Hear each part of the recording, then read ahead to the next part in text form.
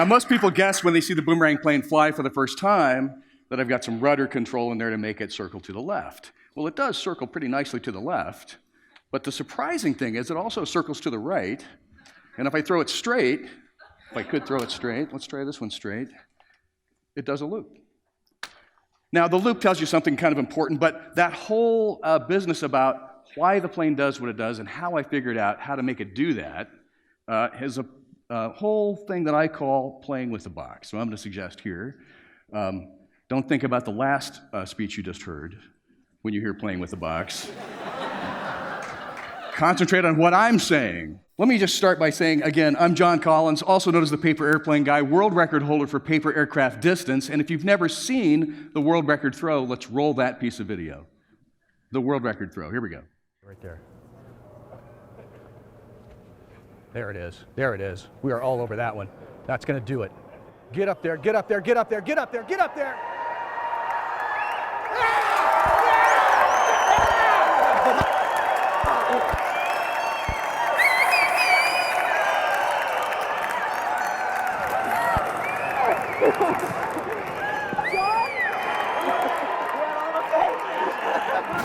Six more throws. 6 more throws.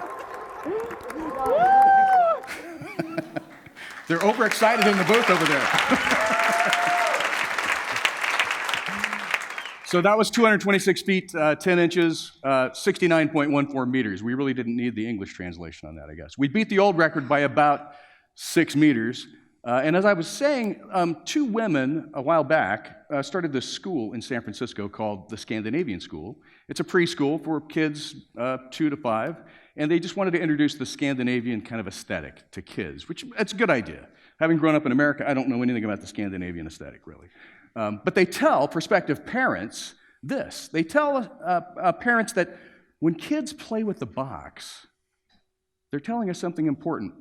When they play with the box instead of what's inside the box, that's a real clue. And because the box really doesn't have any limitations. There's no demands, there's no right or wrong, and it's free to be just about anything you can imagine. They go on to say that we usually joke about the box, but really, it's serious business. Now, this struck a chord with me because my box, for about 50 years now, has just been paper, sheets of paper.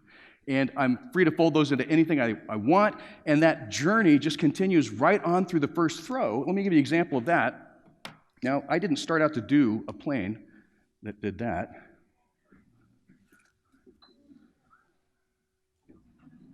Yeah, that's a weird thing to have happen to a plane, right? So the first plane that I did that did that was out of this kind of paper, and it's just regular, 8.5 by 11, just regular old paper, and it just twitched a little bit. And figuring out why it was twitching and how to get it to do that was a classic example of playing with the box. Now, if you play with paper airplanes long enough, eventually you'll find a plane that has kind of a stair-step pattern, and it's going through a rapid series of stalls. And if you make the plane out of thin enough paper, you can magnify that effect, and it turns into a flapping motion. And if you make it with even bigger paper, oh yeah. It's crazy what you can do with just a little investigation. And that was just looking at the data and just being curious about it, just kind of having some fun with it.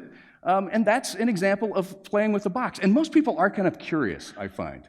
And this is gift-giving season coming rapidly upon us here. And most people, when they think of giving a gift, they get focused on how can I give somebody something that's really going to spark that sense of creativity, that sense of curiosity. How can I get them to kind of reroute their thinking? And we just overlook the most obvious thing. We just overlook a simple box. Now, don't take that too literally. Christmas season is coming, so empty boxes, maybe not the best suggestion. In fact, Gregor, if it says Cartier on the outside, there should be something on the inside. Just, so we're clear on that. So, my journey started with this plane, which is a terrible paper airplane. But my mom, of all people, knew how to fold this plane, which is really an excellent paper airplane, and it starts with this great base. It starts with folding the diagonal fold, unfolding it, folding a diagonal fold the other direction, unfolding it, flipping it over, folding a crease right through there, flipping it back over, and then pressing right in the center, and it all collapses down into this.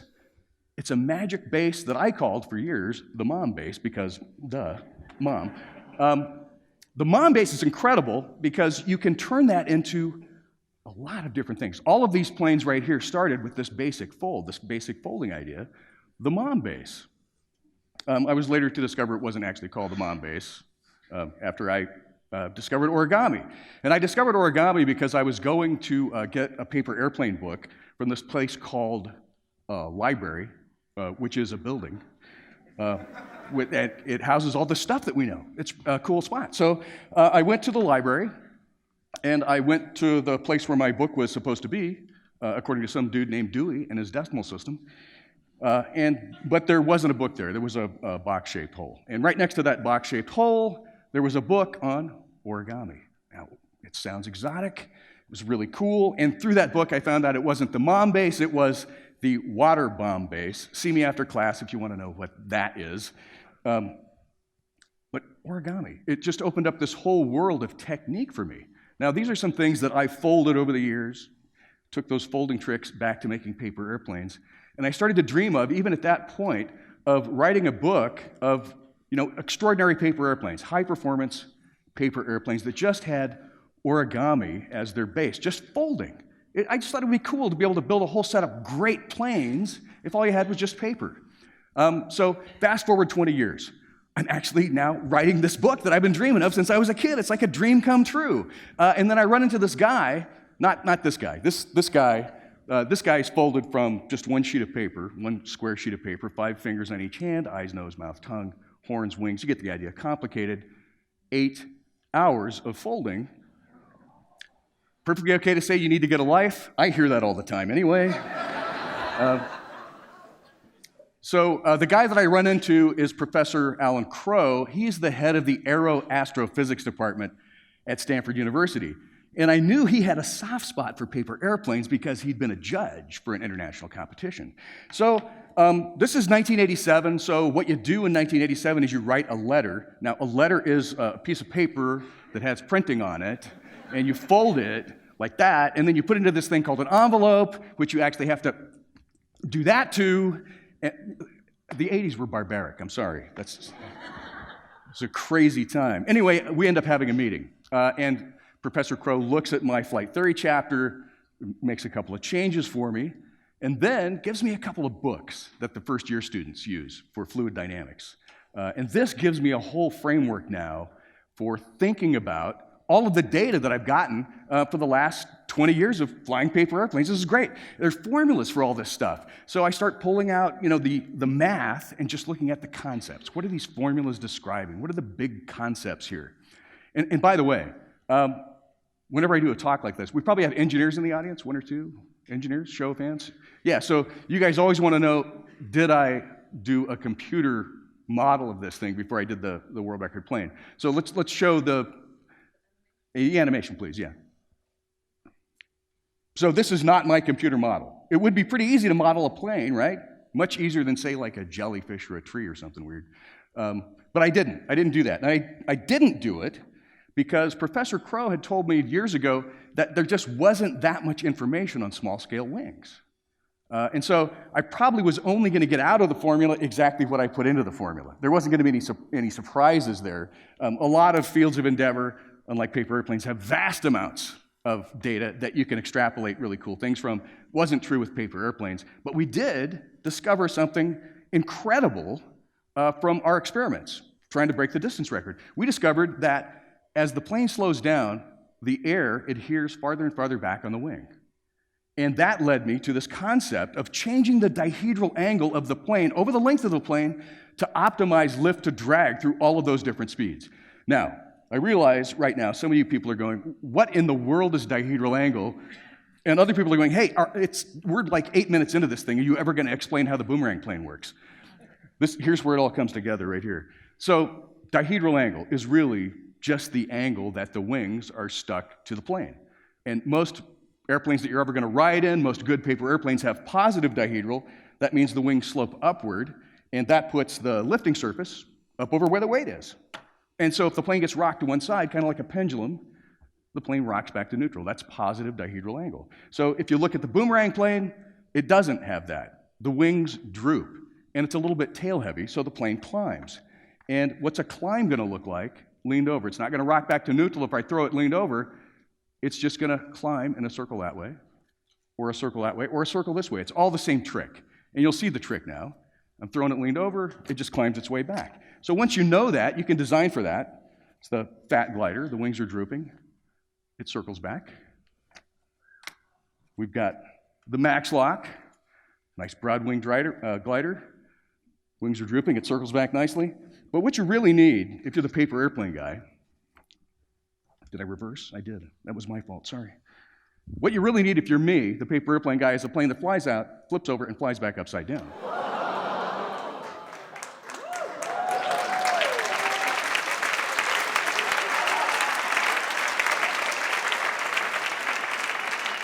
Okay, I know that's impossible, but here's how it works. I'm doing dihedral angle in a new way here. I've got positive dihedral on the way out, so it tracks straight out. And then it's got a very flexible center crease. So after the stall, the wings pop open, and now I've got positive dihedral on the way back. So it tracks straight out and straight back with this crazy stall in the middle.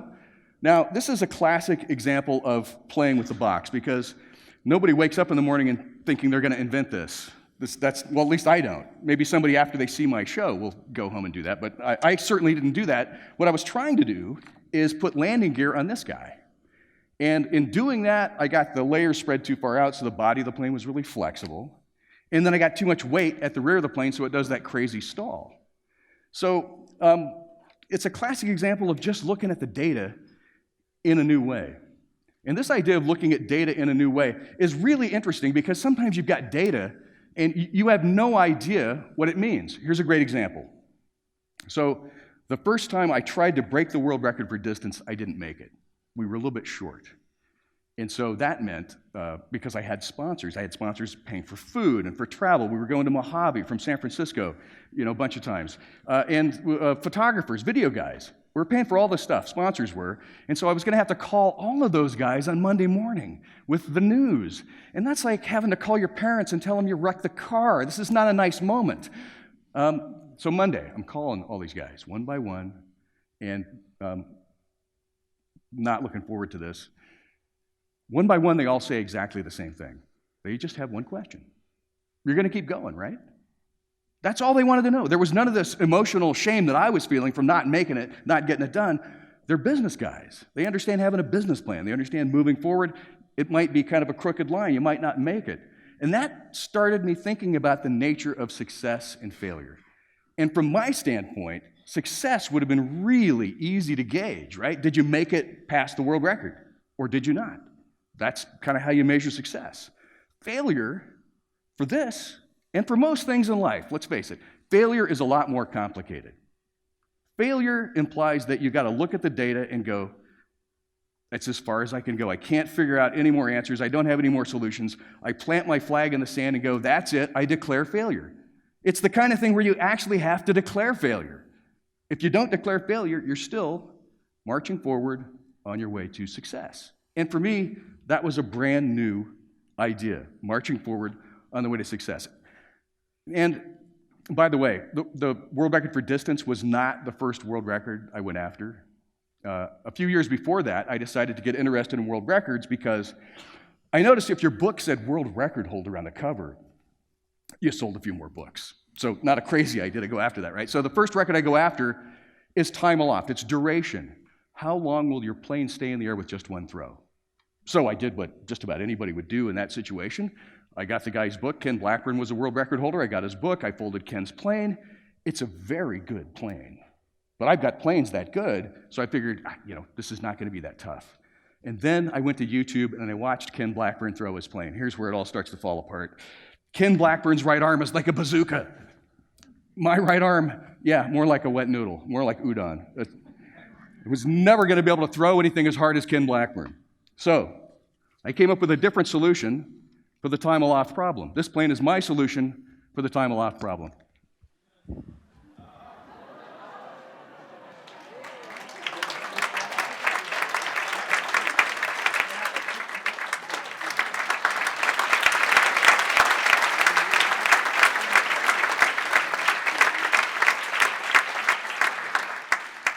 So I went to the Science Museum in San Francisco. The world record was 27.6 seconds, a little less than 28 seconds. So naturally, I flew my plane for 30 minutes. I'm that kind of a jerk. That was me. I sent that video to the Guinness World Record guys, and they said, that is incredible. That's totally breakthrough. We've never seen anything like that. We are now rewriting the rules to forbid your kind of plane. No world record. But I do have a really cool plane. It's super lightweight, made from phone book paper. And if you're not familiar with phone books, that's like a non-volatile means of information storage. First social networking idea. Phone book paper. And the trick here is that it's really lightweight, so it doesn't have to move forward very fast to stay in the air. And then the other thing is called sink rate. It's moving downward very slowly. So slowly that all I have to do is walk forward with this cardboard. If the top of the cardboard is leaned back a little bit, I'm scooping air up as I move forward. And as long as the air's going up, the same speed the plane's going down, it rides right there in that wave of air. Now, the sort of seeming magic of this idea really intrigued me. And this is not a new idea, by the way. This is an idea that dates back to the 1950s, where people were using pieces of plywood to keep lightweight airfoils made from tissue paper and balsa in the air. And I started thinking, wouldn't it be cool if you could get rid of the airfoil idea? Make an object that just moves downward slowly. In other words, just falls in an organized fashion. And that led me to invent this guy. Yep, it's a tumbling piece of paper. One long edge is bent down, one long edge is bent up. That makes it tumble. There's a crease down the center so it holds its shape. One end is up and one end is down. That makes it go in a straight line. But other than that, yeah, thanks.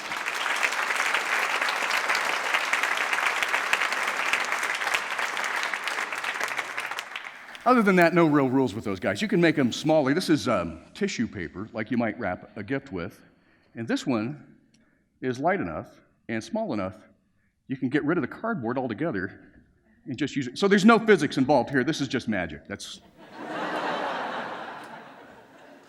magic.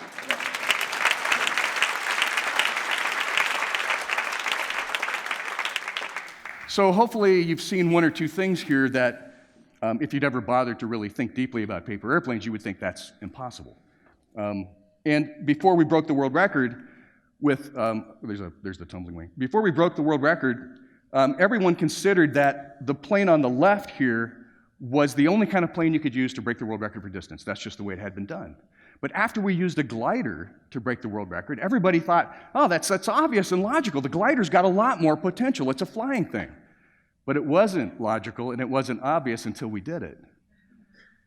18 months before the Wright brothers flew, the smartest people in the world thought humans will never fly. And then how quickly did we go from, fabric-covered wooden frames to metal aircraft used in war, to metal aircraft with jet engines, to rocket ships to the moon? Incredibly fast, 60 years. And at every step along the way, the next step was always impossible. It just couldn't be done. And that's kind of the way it is. It sounds logical and reasonable and very obvious afterwards, but at the time, it's impossible, and you gotta be almost a little bit crazy to believe in the impossible, right? So that's why it's so important what the kids are telling us. What the preschool kids tell us is that you have to play with the box. If you spend all your time looking inside the box where everybody else has looked for data, you're just gonna find out what everybody else has found. You have to be bold enough to be a little bit crazy and to play with the box. And I'm fortunate that my mom gave me a great box to play with when I was very young and all through adulthood. And here is to love, faith, and hope. Thank you very much.